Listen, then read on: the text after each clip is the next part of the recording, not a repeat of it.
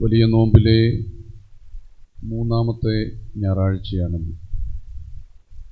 യേശുതമ്പുരാൻ തളർവാദ രോഗിക്ക് സൗഖ്യം കൊടുക്കുന്ന സംഭവമാണ് നമ്മൾ എവങ്കേലിയോൻ ഭാഗമായി വായിച്ചു കേട്ടതും ഇന്നത്തെ ധ്യാന വിഷയമാകുന്നത്.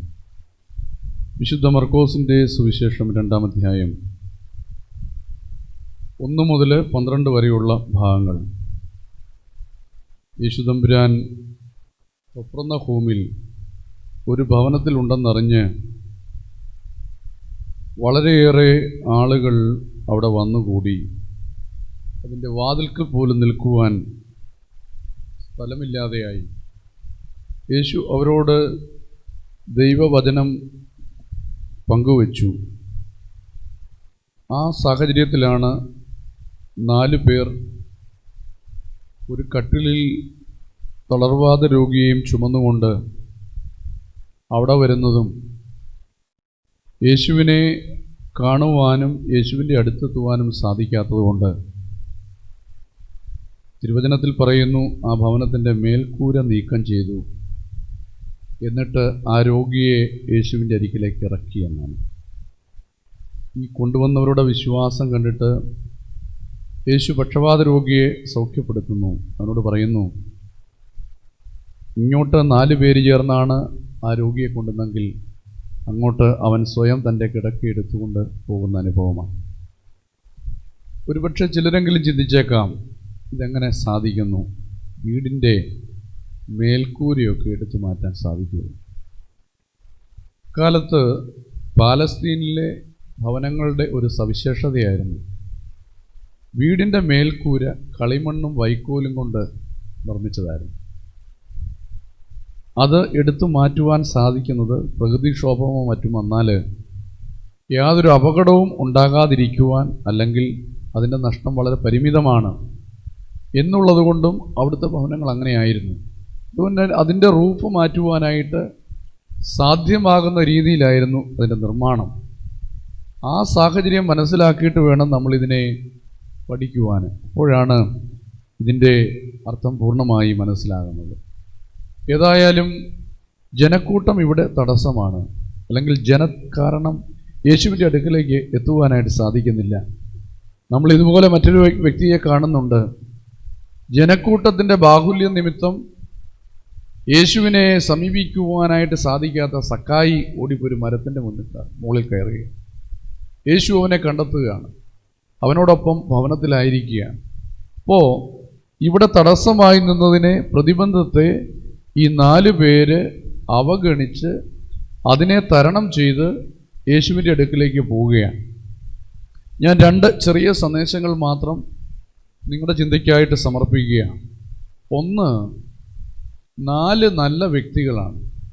അതുകൊണ്ടാണ് ഇവർ ഈ മനുഷ്യനെയുമായിട്ട് കഷ്ടപ്പെട്ട് യേശുവിൻ്റെ അടുക്കൽ പോയത്. അവരുടെ ലക്ഷ്യം എന്താണ്? ഈ വ്യക്തിക്ക് സൗഖ്യം കിട്ടണം. അതിനവർ പ്രതിബന്ധങ്ങളെയൊക്കെ തരണം ചെയ്യുകയാണ്. അവർക്ക് മുമ്പിലുള്ളതായ പ്രതിസന്ധികളെ അവർ വകവയ്ക്കാതെ അതിനെ നേരിടുകയാണ് ചെയ്യുന്നത്. പ്രിയമുള്ളവരെ, നമ്മൾ ചിന്തിക്കേണ്ട ഒന്നാണ്, നല്ല ബന്ധങ്ങൾ, നല്ല സുഹൃത്തുക്കൾ, നമ്മുടെ നല്ല പ്രിയപ്പെട്ടവർ എന്നും സഹായമാണ്. അവർ പ്രതിബന്ധങ്ങളെ അവഗണിച്ചുകൊണ്ട് തങ്ങൾ സ്നേഹിക്കുന്നവരെ, തങ്ങൾ എത്രമാത്രം കരുതുന്നു അവർക്ക് വേണ്ടി വേണമെങ്കിൽ ജീവൻ വരെ കൊടുക്കുവാനായിട്ടും തയ്യാറാകും, സംശയമില്ല. അപ്പം നല്ല ബന്ധങ്ങൾ, നല്ല സുഹൃത്തുക്കൾ അത് ഉണ്ടായിരിക്കുക എന്ന് പറയുന്നത് കാലത്തിൻ്റെ ആവശ്യമാണ്. ബന്ധങ്ങൾ നഷ്ടപ്പെടുന്ന, ബന്ധങ്ങൾ ബന്ധനങ്ങളായി മാറുന്ന ഒരു ചുറ്റുപാടിൽ നാം ജീവിക്കുമ്പോൾ ഇതിന് വളരെ പ്രാധാന്യമേറിയതാണ്. അതുകൊണ്ട് ബന്ധങ്ങൾ കാത്തു സൂക്ഷിക്കുവാനും അത് സുദൃഢമാക്കുവാനും അത് മറ്റുള്ളവർക്ക് ഉപകാരപ്പെടുത്തുവാനും അത് ഹൃദയത്തിൽ നിന്നുള്ളതായി തീരുവാനും ഒക്കെയുള്ള ഒരാഹ്വാനമാണ് ഇവിടെ ഉണ്ടായിരിക്കുന്നത്.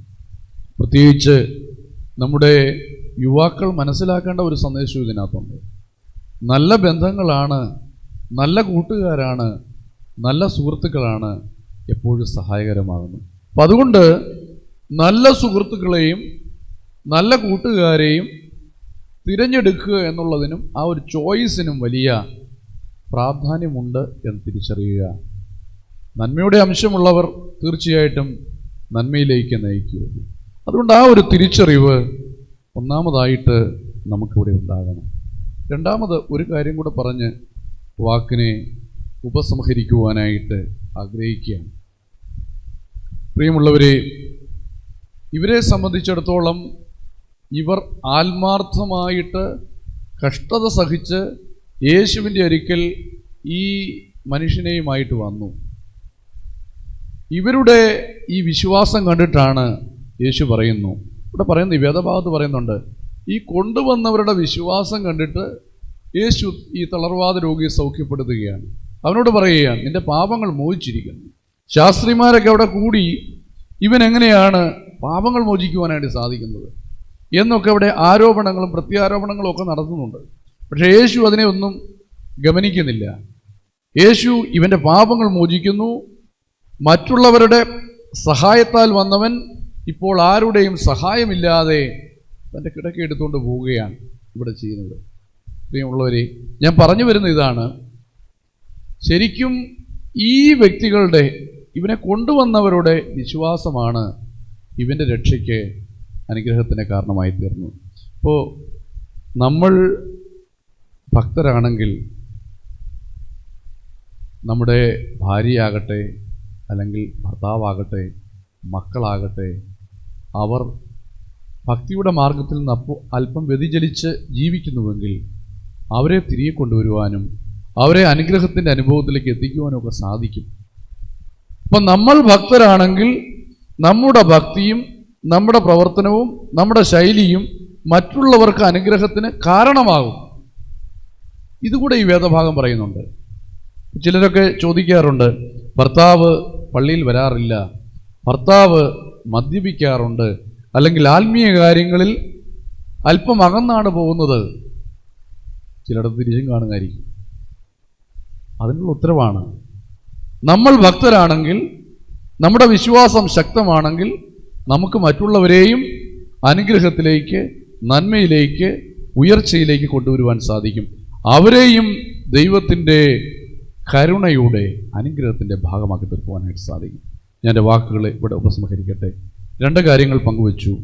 ഒന്നാമതായിട്ട് നമ്മൾ ഇവിടെ കണ്ടത്, ഈ വേദഭാഗം നമുക്ക് പറഞ്ഞു തരുന്നു, നല്ല സുഹൃത്തുക്കളെ നമ്മൾ തിരഞ്ഞെടുക്കുക, ആ ബന്ധം നിലനിർത്തുക. രണ്ടാമതായിട്ട് ഈ വേദഭാഗം പറഞ്ഞു തരികയാണ്, ഒരുവൻ്റെ വിശ്വാസം അവരെയും കൂടെ രക്ഷയുടെയും നന്മയുടെ അനുഭവത്തിലേക്ക് നയിക്കും.